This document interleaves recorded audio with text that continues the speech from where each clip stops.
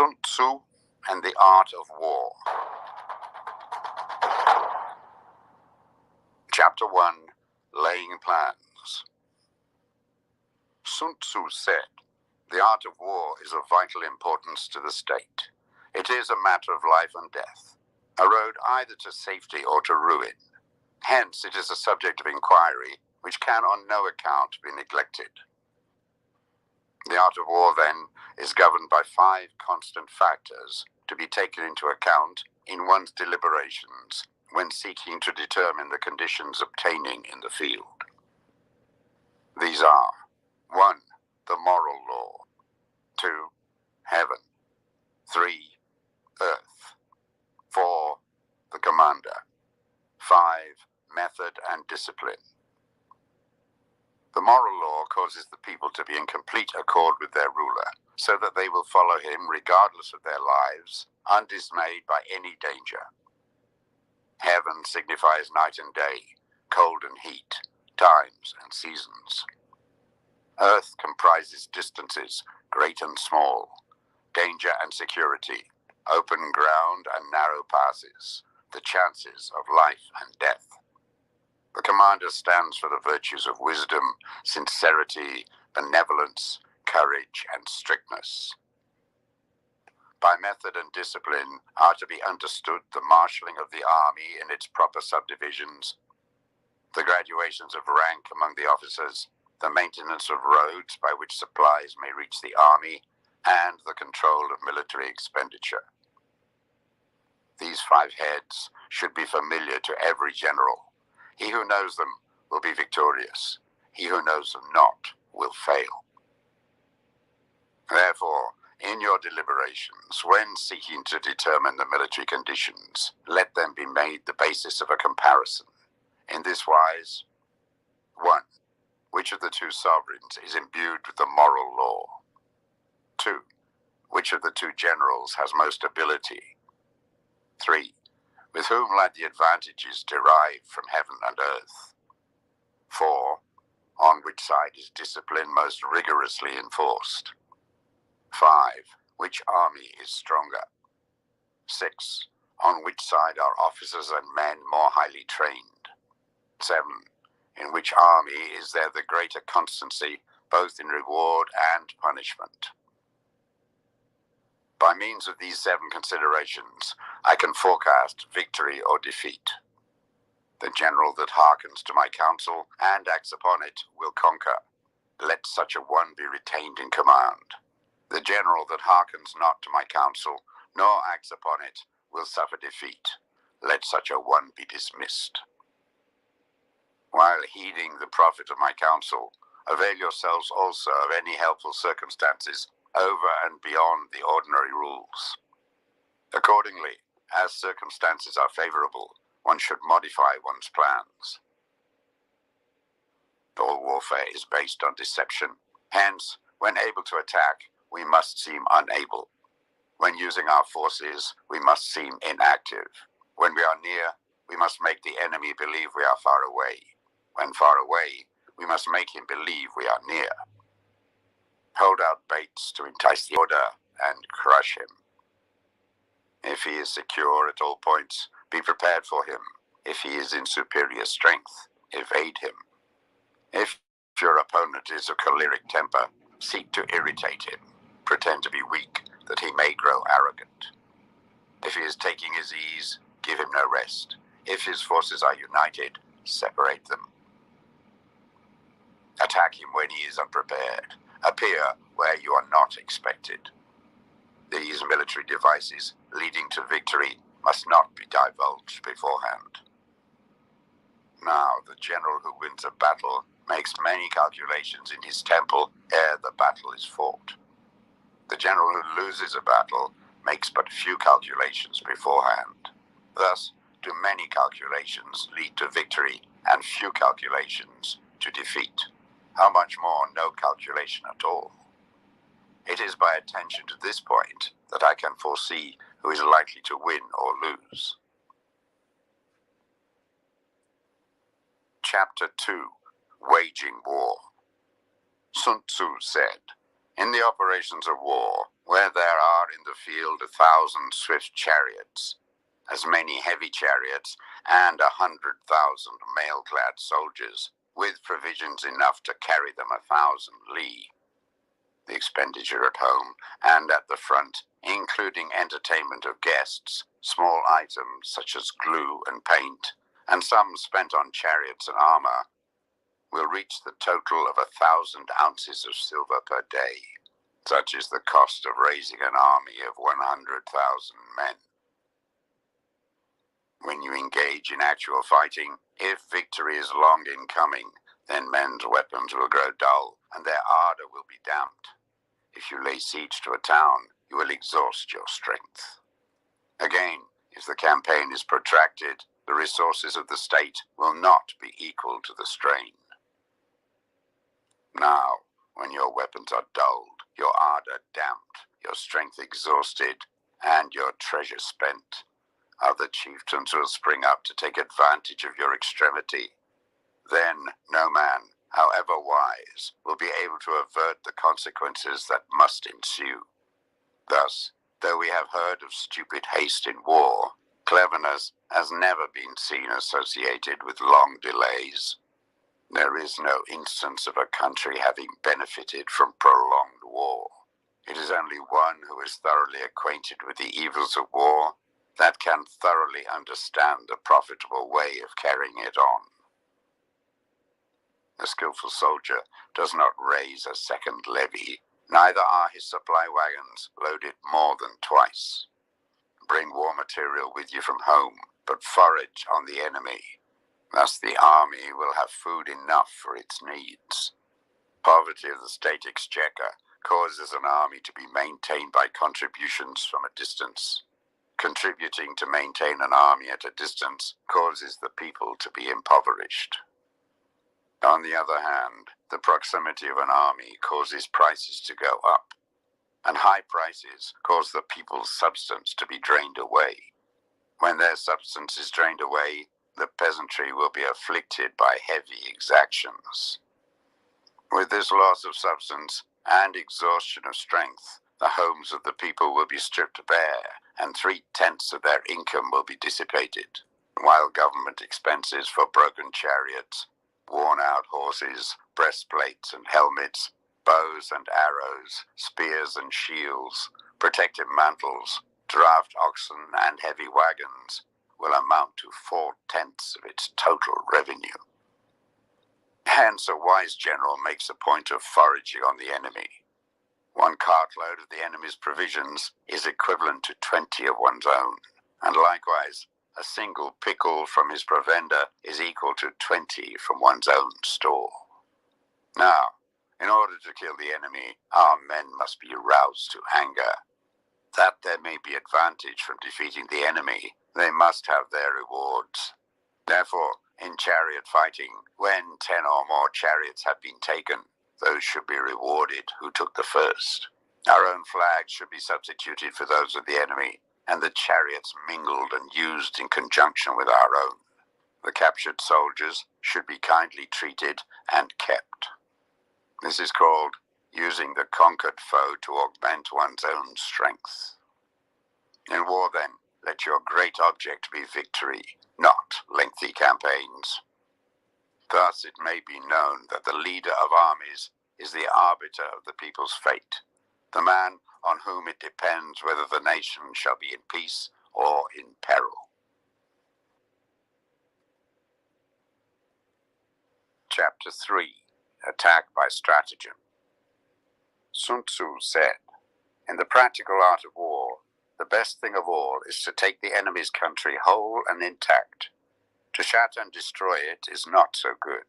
So too, it is better to recapture an army entire than to destroy it, to capture a regiment, a detachment, or a company entire than to destroy them.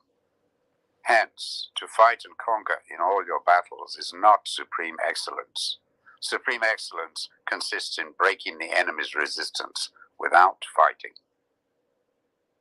Thus, the highest form of generalship is to balk the enemy's plans.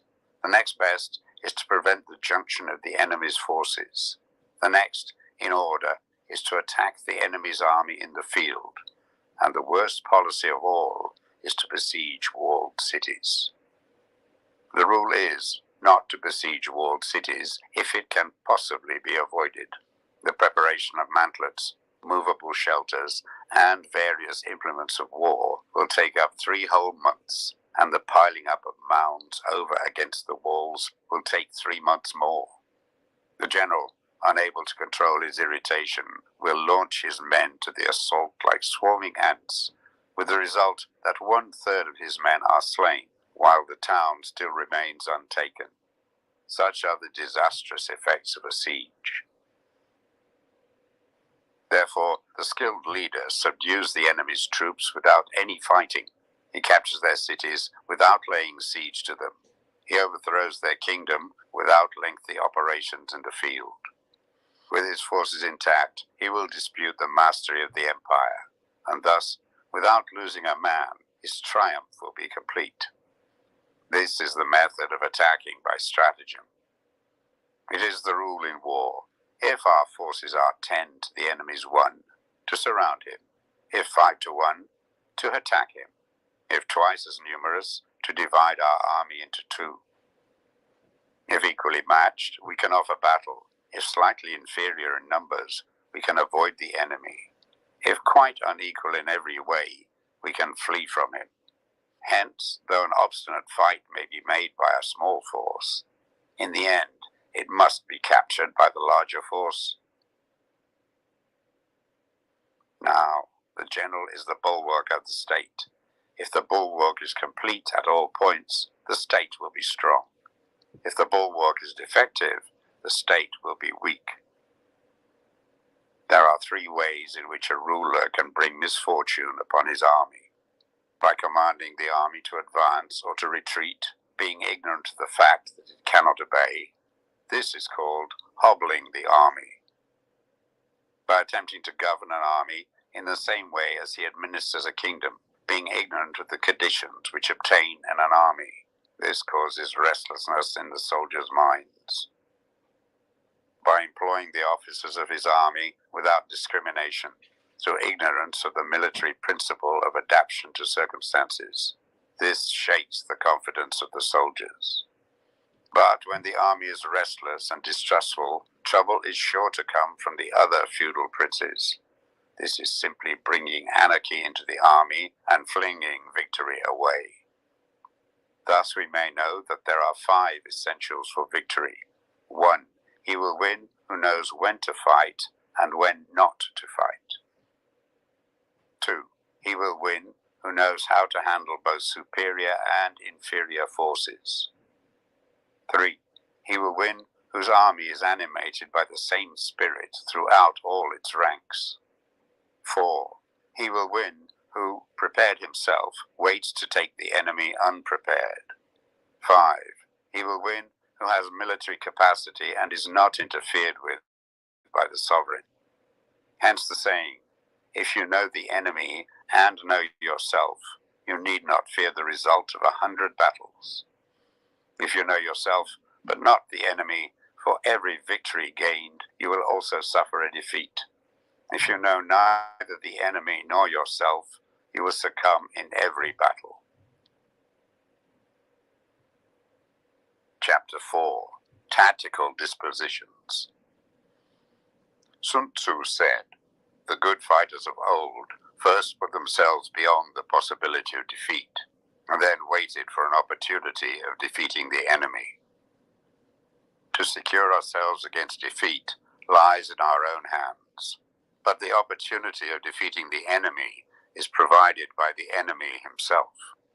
Thus, the good fighter is able to secure himself against defeat, but cannot make certain of defeating the enemy. Hence the saying, one may know how to conquer without being able to do it. Security against defeat implies defensive tactics. Ability to defeat the enemy means taking the offensive. Standing on the defensive indicates insufficient strength, attacking a superabundance of strength. The general who is skilled in defense hides in the most secret recesses of the earth. He who is skilled in attack flashes forth from the topmost heights of heaven. Thus, on one hand, we have ability to protect ourselves. On the other, a victory that is complete. To see victory only when it is within the ken of the common herd is not the acme of excellence. Neither is it the acme of excellence if you fight and conquer, and the whole empire says, "Well done." To lift an autumn hair is no sign of great strength. To see the sun and moon is no sign of sharp sight. To hear the noise of thunder is no sign of a quick ear. What the ancients called a clever fighter is one who not only wins, but excels in winning with ease. Hence his victories bring him neither reputation for wisdom nor credit for courage. He wins his battles by making no mistakes. Making no mistakes is what establishes the certainty of victory, for it means conquering an enemy that is already defeated. Hence, the skillful fighter puts himself into a position which makes defeat impossible, and does not miss the moment for defeating the enemy. Thus it is that in war, the victorious strategist only seeks battle after the victory has been won, whereas he who is destined to defeat first fights and afterwards looks for victory. The consummate leader cultivates the moral law and strictly adheres to method and discipline. Thus it is in his power to control success. In respect of military method, we have, firstly, measurement, secondly, estimation of quantity, thirdly, calculation, fourthly, balancing of chances, fifthly, victory. Measurement owes its existence to earth, estimation of quantity to measurement, calculation to estimation of quantity, balancing of chances to calculation, and victory to balancing of chances. A victorious army opposed to a routed one is as a pound's weight placed in a scale against a single grain. The onrush of a conquering force is like the bursting of pent-up waters into a chasm 1,000 fathoms deep. Chapter 5. Energy. Sun Tzu said, "The control of a large force is the same principle as the control of a few men. It is merely a question of dividing up their numbers." Fighting with a large army under your command is no wise different from fighting with a small one. It is merely a question of instituting signs and signals. To ensure that your whole host may withstand the brunt of the enemy's attack and remain unshaken, this is effected by maneuvers direct and indirect. Then the impact of your army may be like a grindstone dashed against an egg. This is effected by the science of weak points and strong. In all fighting, the direct method may be used for joining battle, but indirect methods will be needed in order to secure victory. Indirect tactics, efficiently applied, are inexhaustible as heaven and earth, unending as the flow of rivers and streams. Like the sun and moon, they end, but to begin anew. Like the 4 seasons, they pass away to return once more. There are not more than 5 musical notes, yet the combinations of these 5 give rise to more melodies than can ever be heard. There are not more than 5 primary colors: blue, yellow, red, white, black. Yet in combination, they produce more hues than can ever be seen. There are not more than 5 cardinal tastes: sour, acrid, salt, sweet, bitter. Yet combinations of them yield more flavors than can ever be tasted. In battles, there are not more than 2 methods of attack, the direct and the indirect. Yet these 2 in combination give rise to an endless series of maneuvers. The direct and the indirect lead on to each other in turn. It is like moving in a circle. You never come to an end. Who can exhaust the possibilities of their combination? The onset of troops is like the rush of a torrent which will even roll stones along in its course. The quality of decision is like the well-timed swoop of a falcon which enables it to strike and destroy its victim. Therefore, the good fighter will be terrible in his onset and prompt in his decision. Energy may be likened to the bending of a crossbow. decision to the releasing of a trigger. Amid the turmoil and tumult of battle, there may be seeming disorder, and yet no real disorder at all. Amid confusion and chaos, your array may be without head or tail, yet it will be proof against defeat. Simulated disorder postulates perfect discipline. Simulated fear postulates courage. Simulated weakness postulates strength. Hiding order between the cloak of disorder is simply a question of subdivision. Concealing courage under a show of timidity presupposes a fund of latent energy. Masking strength with weakness is to be effected by tactical dispositions. Thus, one who is skillful at keeping the enemy on the move maintains deceitful appearances according to which the enemy will act. He sacrifices something that the enemy may snatch at. By holding out baits, he keeps him on the march. Then, with a body of picked men, he lies in wait for him. The clever combatant looks to the effect of combined energy and does not require too much from individuals. Hence his ability to pick out the right men and utilize combined energy. When he utilizes combined energy, his fighting men become, as it were, like unto rolling logs or stones. For it is in the nature of a log or a stone to remain motionless on level ground, and to move when on a slope. If four-cornered, to come to a standstill, but if round-shaped, to go rolling down. Thus the energy developed by good fighting men is as the momentum of a round stone rolled down a mountain thousands of feet in height. So much on the subject of energy. Chapter 6. Weak Points and Strong. Sun Tzu said, "Whoever is first in the field and awaits the coming of the enemy will be fresh for the fight. Whoever is second in the field and has to hasten to battle will arrive exhausted. Therefore the clever combatant imposes his will on the enemy, but does not allow the enemy's will to be imposed on him. By holding out advantages to him, he can cause the enemy to approach of his own accord. Or, by inflicting damage, he can make it impossible for the enemy to draw near. If the enemy is taking his ease, he can harass him. If well supplied with food, he can starve him out. If quietly encamped, he can force him to move. Appear at points which the enemy must hasten to defend. March swiftly to places where you are not expected. An army may march great distances without distress if it marches through country where the enemy is not. You can be sure of succeeding in your attacks if you only attack places which are undefended. You can ensure the safety of your defense if you only hold positions that cannot be attacked. Hence, that general is skillful in attack whose opponent does not know what to defend. And he is skillful in defense whose opponent does not know what to attack. O divine art of subtlety and secrecy, through you we learn to be invisible, through you inaudible, and hence we can hold the enemy's fate in our hands. You may advance and be absolutely irresistible if you make for the enemy's weak points. You may retire and be safe from pursuit if your movements are more rapid than those of the enemy. If we wish to fight, the enemy can be forced to an engagement even though he be sheltered behind a high rampart and a deep ditch. All we need to do is attack some other place that he will be obliged to relieve.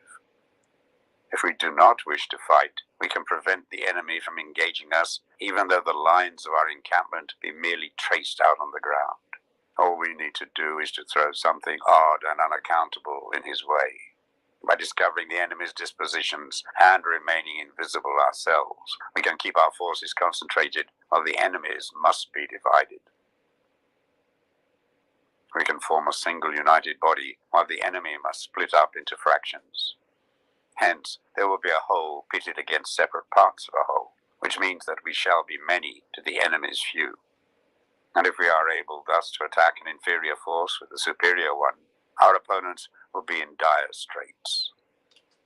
The spot where we intend to fight must not be made known, for then the enemy will have to prepare against a possible attack at several different points, and his forces being thus distributed in many directions, the numbers we shall have to face at any given point will be proportionately few. For, should the enemy strengthen his van, he will weaken his rear. Should he strengthen his rear, he will weaken his van. Should he strengthen his left, he will weaken his right. Should he strengthen his right, he will weaken his left. If he sends reinforcements everywhere, he will everywhere be weak. Numerical weakness comes from having to prepare against possible attacks. Numerical strength from compelling our adversary to make these preparations against us. Knowing the place and the time of the coming battle, we may concentrate from the greatest distances in order to fight. But if neither time nor place be known, then the left wing will be impotent to succor the right equally impotent to succor the left, the van unable to relieve the rear, or the rear to support the van. How much more so if the furthest portions of the army are anything under 100 li apart, and even the nearest are separated by several li. Though according to my estimate, the soldiers of Wei exceeded our own in number, that shall advantage them nothing in the matter of victory. I say then that victory can be achieved. Though the enemy be stronger in numbers, we may prevent him from fighting. Scheme so as to discover his plans and the likelihood of their success. Rouse him and learn the principle of his activity or inactivity. Force him to reveal himself so as to find out his vulnerable spots. Carefully compare the opposing army with your own, so that you may know where strength is superabundant and where it is deficient. In making tactical dispositions, the highest pitch you can attain is to conceal them. Conceal your dispositions, and you will be safe from the prying of the subtlest spies, from the machinations of the wisest brains. How victory may be produced for them out of the enemy's own tactics, that is what the multitude cannot comprehend. All men can see the tactics whereby I conquer, but what none can see is the strategy out of which victory is evolved. Do not repeat the tactics which have gained you one victory, but let your methods be regulated by the infinite variety of circumstances. Military tactics are like unto water, for water in its natural course runs away from high places and hastens downwards. So in war, the way is to avoid what is strong and to strike at what is weak. Water shapes its course according to the nature of the ground over which it flows. The soldier works out his victory in relation to the foe whom he is facing. Therefore, just as water retains no constant shape, so in warfare there are no constant conditions. He who can modify his tactics in relation to his opponent and thereby succeed in winning may be called a heaven-born captain. The five elements, water, fire, wood, metal, earth, are not always equally predominant. The four seasons make way for each other in turn. There are short days and long. The moon has its periods of waning and waxing. Chapter 7. Maneuvering. Sun Tzu said, "In war, the general receives his commands from the sovereign. Having collected an army and concentrated his forces, he must blend and harmonize the different elements thereof before pitching his camp. After that comes tactical maneuvering, than which there is nothing more difficult. The difficulty of tactical maneuvering consists in turning the devious into the direct and misfortune into gain. Thus, to take a long and circuitous route after enticing the enemy out of the way, and those starting after him to contrive to reach the goal before him, shows knowledge of the artifice of deviation. Maneuvering with an army is advantageous, with an undisciplined multitude, most dangerous. If you set a fully equipped army in march in order to snatch an advantage, the chances are that you will be too late. On the other hand, to detach a flying column for the purpose involves the sacrifice of its baggage and stores. Thus, if you order your men to roll up their buff coats and make forced marches without halting day or night, covering double the usual distance at a stretch, doing 100 li in order to wrest an advantage, the leaders of all your 3 divisions will fall into the hands of the enemy. The stronger men will be in front, the jaded ones will fall behind, and on this plan, only 1/10 of your army will reach its destination. If you march 50 li in order to outmaneuver the enemy, you will lose the leader of your first division, and only half your force will reach the goal. If you march 30 li with the same object, 2/3 of your army will arrive. We may take it then that an army without its baggage train is lost. Without provisions, it is lost. Without bases of supply, it is lost. We cannot enter into alliance until we are acquainted with the designs of our neighbors. We are not fit to lead an army on the march unless we are familiar with the face of the country, its mountains and forests, its pitfalls and precipices, its marshes and swamps. We shall be unable to turn natural advantage to account unless we make use of local guides. In war, practice dissimulation and you will succeed. Whether to concentrate or to divide your troops must be decided by circumstances. Let your rapidity be that of the wind, your compactness that of the forest. In raiding and plundering, be like fire. Immovability is like a mountain. Let your plans be dark and impenetrable as night, and when you move, fall like a thunderbolt. When you plunder a countryside, let the spoil be divided amongst your men. When you capture new territory, cut it up into allotments for the benefit of the soldiery. Ponder and deliberate before you make a move. He will conquer who has learned the artifice of deviation. Such is the art of maneuvering. The Book of Army Management says, on the field of battle, the spoken word does not carry far enough. Hence the institution of gongs and drums. Nor can ordinary objects be seen clearly enough. Hence the institution of banners and flags. Gongs and drums, banners and flags are means whereby the ears and eyes of the host may be focused on one particular point. The host thus forming a single united body, it is impossible either for the brave to advance alone or for the cowardly to retreat alone. This is the art of handling large masses of men.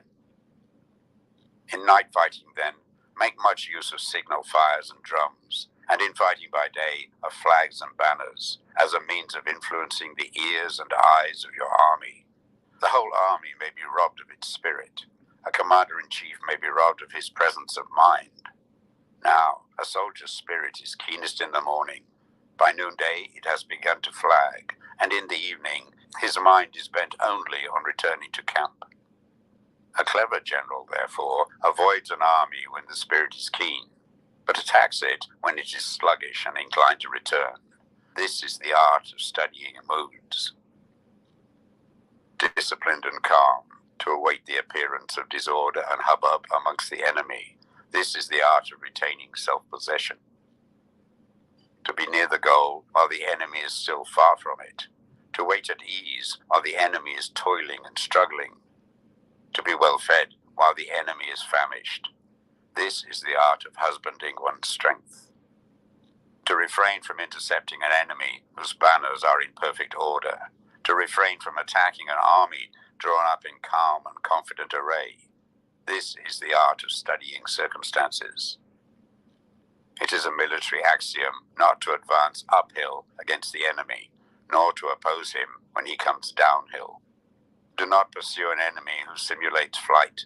Do not attack soldiers whose temper is keen. Do not swallow bait offered by the enemy. Do not interfere with an army that is returning home.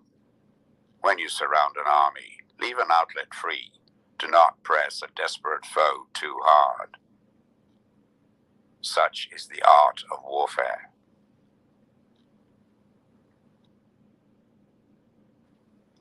Chapter 8. Variation in Tactics.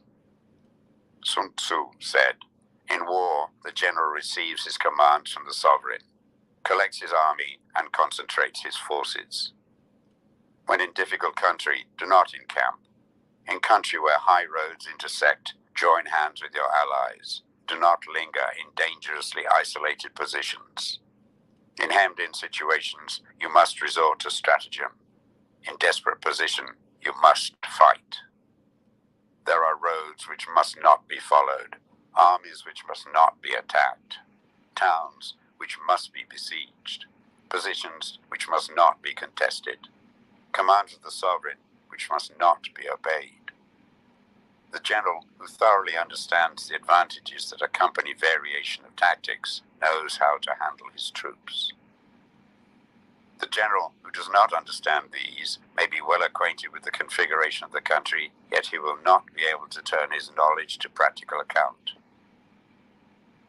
So, the student of war who is unversed in the art of war of varying his plans, even though he be acquainted with the 5 advantages, will fail to make the best use of his men. Hence, in the wise leader's plans, considerations of advantage and of disadvantage will be blended together. If our expectation of advantage be tempered in this way, we may succeed in accomplishing the essential part of our schemes. If, on the other hand, in the midst of difficulties, we are always ready to seize an advantage, we may extricate ourselves from misfortune. Reduce the hostile chiefs by inflicting damage on them, and make trouble for them, and keep them constantly engaged. Hold out specious allurements, and make them rush to any given point. The art of war teaches us to rely not on the likelihood of the enemy's not coming, but on our own readiness to receive him, not on the chance of his not attacking, but rather on the fact that we have made our position unassailable. There are 5 dangerous faults which may affect a general. 1. Recklessness, which leads to destruction. 2. Cowardice, which leads to capture. 3. A hasty temper, which can be provoked by insults. 4. A delicacy of honor, which is sensitive to shame. 5. Over-solicitude for his men, which exposes him to worry and trouble. These are the 5 besetting sins of a general, ruinous to the conduct of war. When an army is overthrown and its leader slain, the cause will surely be found among these 5 dangerous faults. Let them be subject of meditation. Chapter 9. The Army on the March. Sun Tzu said, "We come now to the question of encamping the army and observing signs of the enemy. Pass quickly over mountains and keep in the neighborhood of valleys. Camp in high places, facing the sun. Do not climb heights in order to fight. So much for mountain warfare. After crossing a river, you should get far away from it. When an invading force crosses a river in its onward march, do not advance to meet it midstream. It will be best to let half the army get across and then deliver your attack. If you are anxious to fight, you should not go to meet the invader near a river which he has to cross. Moor your craft higher up than the enemy and facing the sun. Do not move upstream to meet the enemy. So much for river warfare. In crossing salt marshes, your sole concern should be to get over them quickly without any delay. If forced to fight in a salt marsh, you should have water and grass near you and get your back to a clump of trees. So much for operations in salt marshes. In dry, level country, take up an easily accessible position with rising ground to your right and on your rear, so that the danger may be in front and safety lie behind. So much for campaigning in flat country. These are 4 useful branches of military knowledge which enabled the Yellow Emperor to vanquish 4 several sovereigns. All armies prefer high ground to low and sunny places to dark. If you are careful with your men and camp on hard ground, the army will be free from disease of every kind, and this will spell victory. When you come to a hill or a bank, occupy the sunny side, with the slope on your right rear. Thus, you will at once act for the benefit of your soldiers and utilize the natural advantages of the ground. When, in consequence of heavy rains up country, a river which you wish to ford is swollen and flecked with foam, you must wait till it subsides. Country in which there are precipitous cliffs with torrents running between, deep natural hollows, confined places, tangled thickets, quagmires and crevices, should be left with all possible speed. While we keep away from such places, we should get the enemy to approach them. While we face them, we should let the enemy have them on its rear. If in the neighborhood of your camp there should be any hilly country, Ponds surrounded by aquatic grass, hollow basins filled with reeds, or woods with thick undergrowth, they must be carefully routed out and searched. For these are places where men in ambush or insidious spies are likely to be lurking. When the enemy is close at hand and remains quiet, he is relying on the natural strength of his position. When he keeps aloof and tries to provoke a battle, he is anxious for the other side to advance. If his place of encampment is easy of access, he is tendering a bait. Movement amongst the trees of a forest shows that the enemy is advancing. The appearance of a number of screens in the midst of thick grass means that the enemy wants to make us suspicious. The rising of birds in their flight is the sign of an ambuscade. Startled beasts indicate that a sudden attack is coming. When there is dust rising in a high column, it is the sign of chariots advancing. When the dust is low, but spread over a wide area, it betokens the approach of infantry. When it branches out in different directions, it shows that parties have been sent to collect firewood. A few clouds of dust moving to and fro signify that the army is encamping. Humble words and increased preparations are signs that the enemy is about to advance. Violent language and driving forward as if to attack are signs that he will retreat. When the light chariots come out first and take up a position on the wings, it is a sign that the enemy is forming for battle. Peace proposals, unaccompanied by a sworn covenant, indicate a plot. When there is much running about and the soldiers fall into rank, it means that the critical moment has come. When some are seen advancing and some retreating, it is a lure. When the soldiers stand leaning on their spears, they are faint from want of food. If those who are sent to draw water begin by drinking themselves, the army is suffering from thirst. If the enemy sees an advantage to be gained and makes no effort to secure it, the soldiers are exhausted. If birds gather on any spot, it is unoccupied. Clamor by night betokens nervousness. If there is a disturbance in the camp, the general's authority is weak. If the banners and flags are shifted about, sedition is afoot. If the officers are angry, it means the men are weary. When an army feeds its horses with grain and kills its cattle for food, and when the men do not hang their cookie pots over the campfires, showing that they will not return to their tents, you may know that they are determined to fight to the death. The sign of men whispering together in small knots or speaking in subdued tones points to disaffection amongst the rank and file. Too frequent rewards signify that the enemy is at the end of his resources.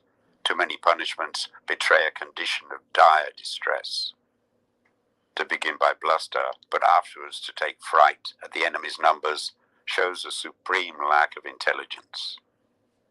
When envoys are sent with compliments in their mouths, it is a sign that the enemy wishes for a truce. If the enemy's troops march up angrily and remain facing ours for a long time without either joining battle or taking themselves off again, the situation is one that demands great vigilance and circumspection. If our troops are no more in numbers than the enemy, that is amply sufficient. It only means that no direct attack can be made. What we can do is simply to concentrate all our available strength, keep a close watch on the enemy, and obtain reinforcements. He who exercises no forethought but makes light of his opponents is sure to be captured by them.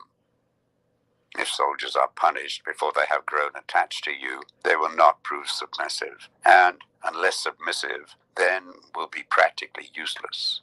If, when soldiers have become attached to you, punishments are not enforced, they will still be useless. Therefore, soldiers must be treated in the first instance with humanity, but kept under control by means of iron discipline. This is a certain road to victory. If in training soldiers, commands are habitually enforced, the army will be well disciplined. If not, its discipline will be bad. If a general shows confidence in his men, but always insists on his orders being obeyed, the gain will be mutual. Chapter 10. Terrain. Sun Tzu said, we may distinguish 6 kinds of terrain, to wit: 1. Accessible ground. 2. Entangling ground. 3. Temporizing ground. 4. Narrow passes. 5. Precipitous heights. 6. Positions at a great distance from the enemy. Ground which can be freely traversed by both sides is called accessible. With regard to ground of this nature, be before the enemy in occupying the raised and sunny spots, and carefully guard your line of supplies. Then you will be able to fight with advantage. Ground which can be abandoned but is hard to reoccupy is called entangling. From a position of this sort, if the enemy is unprepared, you may sally forth and defeat him. But if the enemy is prepared for your coming and you fail to defeat him, then, return being impossible, disasters will ensue. When the position is such that neither side will gain by making the first move, it is called temporizing ground. In a position of this sort, even though the enemy should offer us an attractive bait, it will be advisable not to stir forth, but rather to retreat, thus enticing the enemy in his turn. Then, when part of his army has come out, we may deliver our attack with advantage. With regard to narrow passes, if you can occupy them first, let them be strongly garrisoned and await the advent of the enemy. Should the army forestall you in occupying a pass, do not go after him if the pass is fully garrisoned, but only if it is weakly garrisoned. With regard to precipitous heights, if you are beforehand with your adversary, you should occupy the raised and sunny spots, and there wait for him to come up. If the enemy has occupied them before you, do not follow him, but retreat and try to entice him away. If you are situated at a great distance from the enemy, and the strength of the 2 armies is equal, it is not easy to provoke a battle, and fighting will be to your disadvantage. These 6 are the principles connected with earth. The general who has attained a responsible post must be careful to study them. Now an army is exposed to 6 several calamities not arising from natural causes, but from faults for which the general is responsible. These are: 1. Flight. 2. Insubordination. 3. Collapse. 4. Ruin. 5. Disorganization. 6. Rout. Other conditions being equal, if one force is hurled against another 10 times its size, the result will be the flight of the former. When the common soldiers are too strong and their officers too weak, the result is insubordination. When the officers are too strong and the common soldiers too weak, the result is collapse. When the higher officers are angry and insubordinate, and on meeting the enemy give battle on their own account, from a feeling of resentment, before the commander-in-chief can tell whether or no he is in a position to fight, the result is ruin.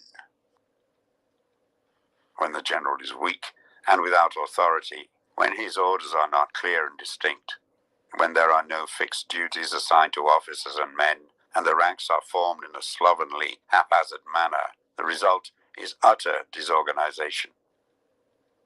When a general, unable to estimate the enemy's strength, allows an inferior force to engage a larger one, or hurls a weak detachment against a powerful one, and neglects to place picked soldiers in the front rank, the result must be rout. There are 6 ways of courting defeat, which must be carefully noted by the general who has attained a responsible post. The natural formation of the country is the soldier's best ally, but a power of estimating the adversary, of controlling the forces of victory, and of shrewdly calculating difficulties, dangers, and distances constitutes the test of a great general. He who knows these things, and in fighting puts his knowledge into practice, will win his battles. He who knows them not, nor practices them, will surely be defeated. If fighting is sure to result in victory, then you must fight, even though the ruler forbid it. If fighting will not result in victory, then you must not fight, even at the ruler's bidding.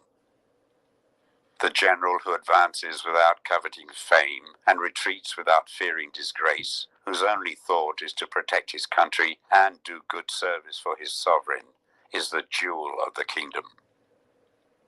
Regard your soldiers as your children, and they will follow you into the deepest valleys. Look upon them as your own beloved sons, and they will stand by you even unto death. If, however, you are indulgent, but unable to make your authority felt, kind-hearted, but unable to enforce your commands, and incapable, moreover, of quelling disorder, then your soldiers must be likened to spoiled children. They are useless for any practical purpose. If we know that our own men are in a condition to attack, but are unaware that the enemy is not open to attack, we have gone only halfway towards victory. If we know that the enemy is open to attack, but are unaware that our own men are not in a condition to attack, we have only gone halfway towards victory. If we know that the enemy is open to attack, and also know that our men are in a condition to attack, but are unaware that the nature of the ground makes fighting impracticable, we have still gone only halfway towards victory. Hence the experienced soldier, once in motion, is never bewildered. Once he has broken camp, he is never at a loss. Hence the saying, if you know the enemy and know yourself, your victory will not stand in doubt. If you know heaven and know earth, you may make your victory complete. Chapter 11. The 9 Situations. Sun Tzu said, the art of war recognizes 9 varieties of ground. 1. Dispersive ground. 2. Facile ground. 3. Contentious ground. 4. Open ground. 5. Ground of intersecting highways. 6. Serious ground. 7. Difficult ground. 8. Hemmed-in ground. 9. Desperate ground. When a chieftain is fighting in his own territory, it is dispersive ground. When he has penetrated into hostile territory, but to no great distance, it is facile ground. Ground the possession of which imports great advantage to either side is contentious ground. Ground on which each side has liberty of movement is open ground. Ground which forms the key to 3 contiguous states, so that he who occupies it first has most of the empire at his command, is a ground of intersecting highways. When an army has penetrated into the heart of a hostile country, leaving a number of fortified cities in its rear, it is serious ground. Mountain forests, rugged steeps, marshes and fens, all country that is hard to traverse, this is difficult ground. Ground which is reached through narrow gorges, and from which we can only retire by tortuous paths, so that a small number of the enemy would suffice to crush a large body of our men. This is hemmed-in ground. Ground on which we can only be saved from destruction by fighting without delay is desperate ground. On dispersive ground, therefore, fight not. On facile ground, halt not. On contentious ground, attack not. On open ground, do not try to block the enemy's way. On the ground of intersecting highways, join hands with your allies. On serious ground, gather in plunder. In difficult ground, keep steadily on the march. On hemmed-in ground, resort to stratagem. On desperate ground, fight.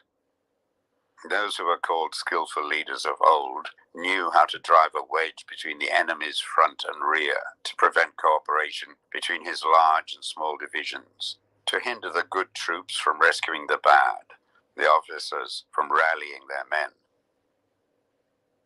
When the enemy's men were united, they managed to keep them in disorder. When it was to their advantage, they made a forward move. When otherwise, they stopped still. If asked how to cope with a great host of the enemy in orderly array and on the point of marching to the attack, I should say, begin by seizing something which your opponent holds dear.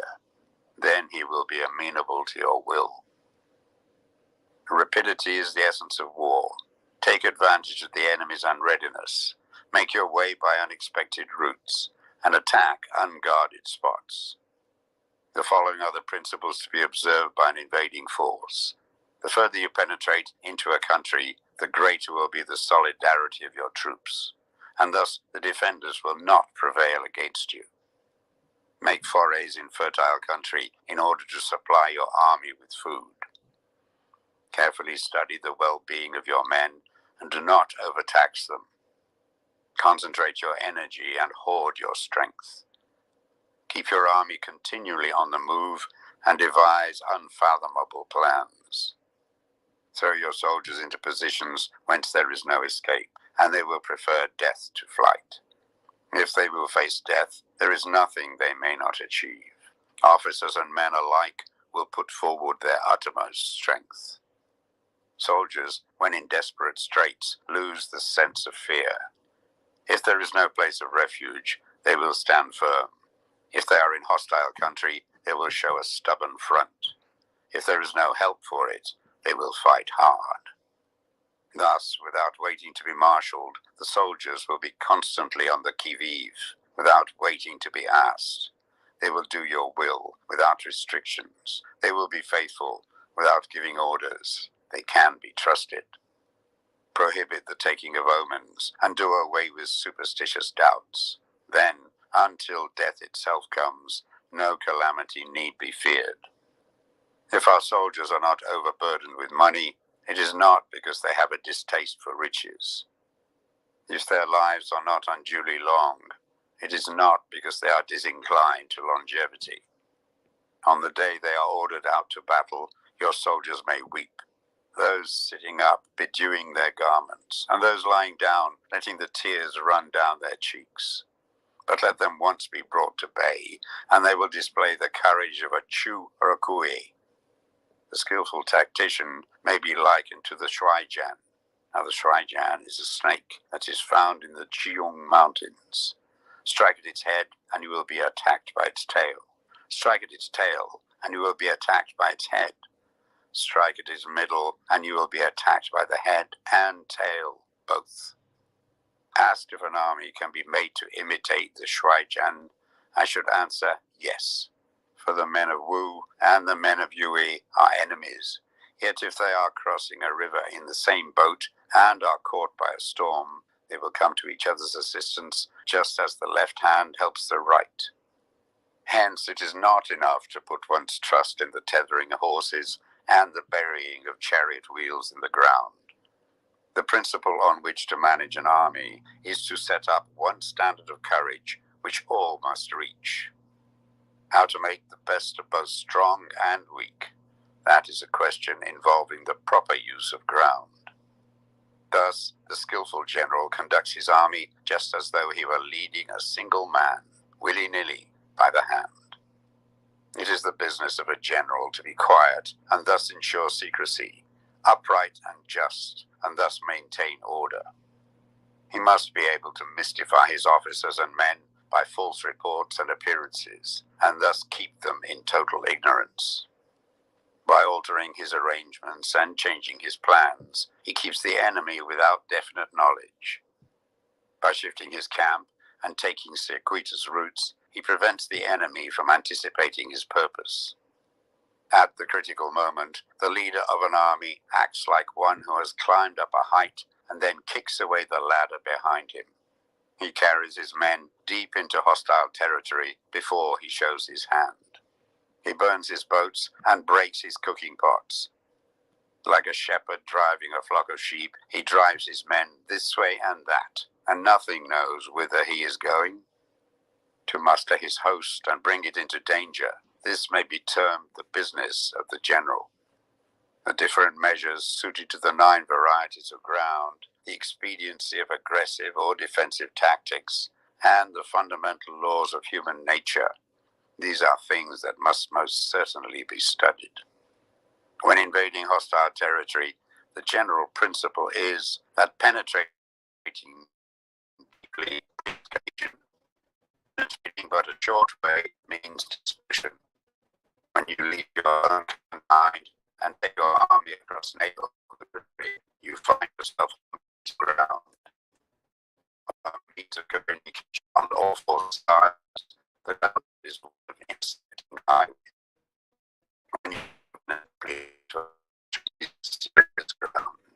When you penetrate but a little way, it is facile ground.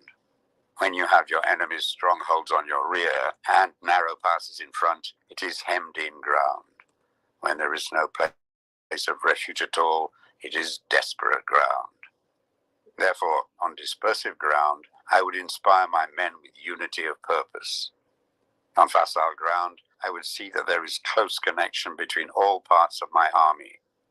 On contentious ground, I would hurry up my rear. On open ground, I would keep a vigilant eye on my defenses. On ground of intersecting highways, I would consolidate my alliances. On serious ground, I would try to ensure a continuous stream of supplies. On difficult ground, I would keep pushing on along the road. On hemmed-in ground, I would block any way of retreat. On desperate ground, I would proclaim to my soldiers the hopelessness of saving their lives. For it is the soldier's disposition to offer an obstinate resistance when surrounded, to fight hard when he cannot help himself, and to obey promptly when he has fallen into danger. We cannot enter into alliance with the neighboring princes until we are acquainted with their designs. We are not fit to lead an army on the march unless we are familiar with the face of the country, its mountains and forests, its pitfalls and precipices, its marshes and swamps. We shall be unable to turn natural advantages to account unless we make use of local guides. To be ignored of any one of the following 4 or 5 principles does not befit a warlike prince. When a warlike prince attacks a powerful state, his generalship shows itself in preventing the concentration of the enemy's forces. He overawes his opponents, and their allies are prevented from joining against him. Hence he does not strive to ally himself with all and sundry, nor does he foster the power of other states. He carries out his own secret designs, keeping his antagonists in awe. Thus he is able to capture their cities and overthrow their kingdoms. Bestow rewards without regard to rule. Issue orders without regard to previous arrangements, and you will be able to handle a whole army as though you had to do it with but a single man. Confront your soldiers with the deed itself. Never let them know your design. When the outlook is bright, bring it before their eyes, but tell them nothing when the situation is gloomy. Place your army in deadly peril, and it will survive.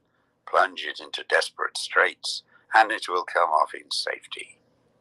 For it is precisely when a force has fallen into harm's way that it is capable of striking a blow for victory. Success in warfare is gained by carefully accommodating ourselves to the enemy's purpose. By persistently hanging on to the enemy's flank, we shall succeed in the long run in killing the commander-in-chief. This is called ability to accomplish a thing by sheer cunning. On the day that you take up your command, block the frontier passes, destroy the official tallies, and stop the passage of all emissaries. Be stern in the council chamber so that you may control the situation. If the enemy leaves the door open, you must rush in. Forestall your opponent by seizing what he holds dear and subtly contrive to time his arrival on the ground. Walk in the path defined by rule and accommodate yourselves to the enemy until you can fight a decisive battle. At first, then, exhibit the coyness of a maiden until the enemy gives you an opening. Afterwards, emulate the rapidity of a running hare, and it will be too late for the enemy to oppose you. Chapter 12. The Attack by Fire. Sun Tzu said, there are 5 ways of attacking with fire. The first is to burn the soldiers in their camp. The second is to burn stores. The third is to burn baggage trains. The fourth is to burn arsenals and magazines. The fifth is to hurl dropping fire amongst the enemy. In order to carry out an attack, we must have means available. The material for raising fire should always be kept in readiness. There is a proper season for making attacks with fire and special days for starting a conflagration. The proper season is when the weather is very dry. The special days are those when the moon is in the constellations of the sieve, the wall, the wing, or the crossbar, for these four are all days of rising wind. In attacking with fire, one should be prepared to meet 5 possible developments. When fire breaks out inside the enemy's camp, respond at once with an attack from without. If there is an outbreak of fire, but the enemy's soldiers remain quiet, bide your time and do not attack. When the force of the flames has reached its height, follow up with an attack, if that is practicable. If not, stay where you are. If it is possible to make an assault with fire from without, do not wait for it to break out within, but deliver your attack at a favorable moment. When you start a fire, be to windward of it. Do not attack from the leeward. A wind that rises in the daytime lasts long, but the night breeze soon falls. In every army, the 5 developments connected with fire must be known, the movements of the stars calculated, and a watch kept for the proper days. Hence, those who use fire as an aid to the attack show intelligence. Those who use water as an aid to the attack gain an accession of strength. By means of water, an enemy may be intercepted, but not robbed of all his belongings. Unhappy is the fate of one who tries to win his battles and succeed in his attacks without cultivating the spirit of enterprise, for the result is a waste of time and general stagnation. Hence the saying, the enlightened ruler lays his plans well, the good general cultivates his resources. Move not until you see an advantage. Use not your troops unless there is something to be gained. Fight not unless the position is critical. No ruler should put troops into the field merely to gratify his own spleen. No general should fight a battle simply out of pique. If it is to your advantage, make a forward move. If not, stay where you are. Anger may in time change to gladness. Vexation may be succeeded by content. But a kingdom that has once been destroyed can never come back again into being, nor can the dead ever be brought back to life. Hence the enlightened ruler is heedful, and the good general full of caution. This is the way to keep a country at peace and an army intact. Chapter 13. The Use of Spies. Sun Tzu said, raising a host of 100,000 men and marching them great distances entails heavy loss on the people and a drain on the resources of the state. The daily expenditure will amount to 1,000 ounces of silver. There will be commotion at home and abroad, and men will drop down exhausted on the highways. As many as 700,000 families will be impeded in their labor. Hostile armies may face each other for years, striving for the victory which is decided in a single day. This being so, to remain in ignorance of the enemy's condition simply because one grudges the outlay of 100 ounces of silver in honors and emoluments is the height of inhumanity. One who acts thus is no leader of men, no present help to his sovereign, no master of victory. Thus, what enables the wise sovereign and the good general to strike and conquer and achieve things beyond the reach of ordinary men is foreknowledge. Now this foreknowledge cannot be elicited from spirits. It cannot be obtained inductively from experience, nor by any deductive calculation. Knowledge of the enemy's dispositions can only be obtained from other men. Hence the use of spies, of whom there are 5 classes. 1. Local spies. 2. Inward spies. 3. Converted spies. 4. Doomed spies. 5. Surviving spies. When these 5 kinds of spy are all at work, none can discover the secret system.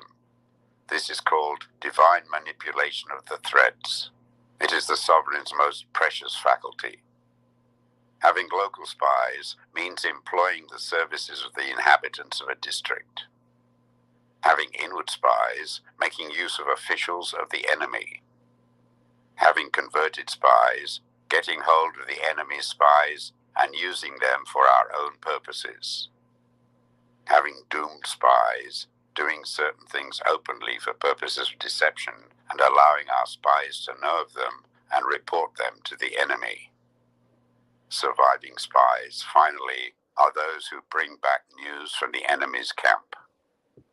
Hence, it is that which none in the whole army are more intimate relations to be maintained than with spies.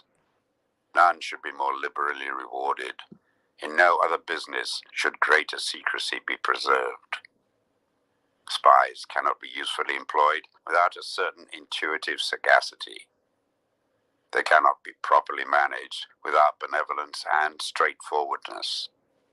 Without subtle ingenuity of mind, one cannot make certain of the truth of their reports. Be subtle, and use your spies for every kind of business. If a secret piece of news is divulged by a spy before the time is ripe, he must be put to death, together with the man to whom the secret was told. Whether the object be to crush an army, to storm a city, or to assassinate an individual, it is always necessary to begin by finding out the name, gate, camp, and doorkeepers and sentries of the general in command. Our spies must be commissioned to ascertain these. The enemy's spies who have come to spy on us must be sought out, tempted with bribes, led away, and comfortably housed. Thus they will become converted spies and available for our service.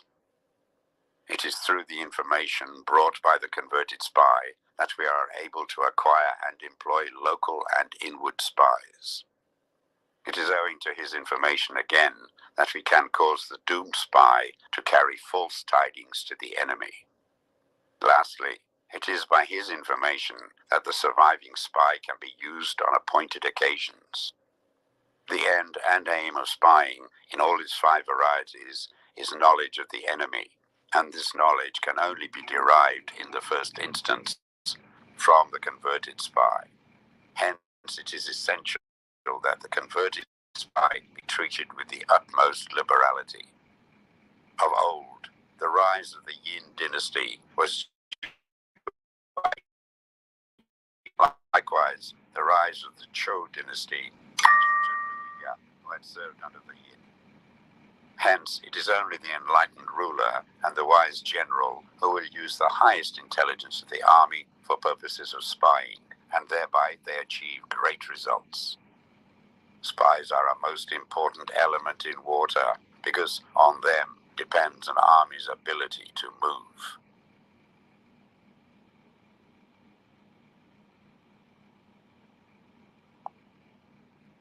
I pray that you have a wonderful day.